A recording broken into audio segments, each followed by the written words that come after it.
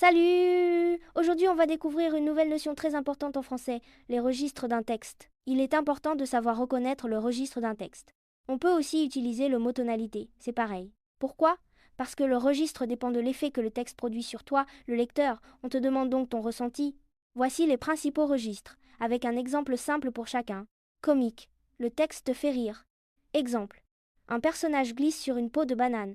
Humoristique. Il te fait sourire avec des jeux de mots ou des situations absurdes. Exemple. Une blague de Toto pleine de jeux de mots. Dramatique. Il te touche, te surprend ou te fait peur. Exemple. Un enfant qui se perd dans une foule, avec du suspense. Pathétique. Il inspire la pitié.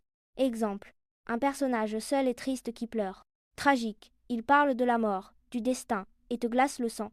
Exemple. Roméo et Juliette, deux amoureux qui meurent malgré tout. Lyrique. Il exprime des sentiments personnels, souvent forts. Exemple. Un poème d'amour très intime. Polémique. Il attaque une idée ou une personne. Exemple. Un article qui critique fortement les réseaux sociaux. Satirique. Il critique en se moquant. Exemple. Une caricature qui se moque d'un président. Didactique. Il cherche à t'expliquer quelque chose ou à t'instruire. Exemple. Un texte qui t'apprend comment fonctionne le système solaire. Il existe aussi des nuances pour affiner ce que tu ressens. Tu peux utiliser des adjectifs comme burlesque, une situation très exagérée, presque ridicule. Exemple.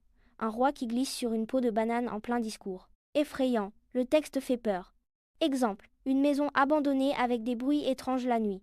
Surréaliste, bizarre, comme dans un rêve. Exemple. Un chat qui parle et vole dans le ciel. Ironique, on dit le contraire de ce qu'on pense, pour se moquer.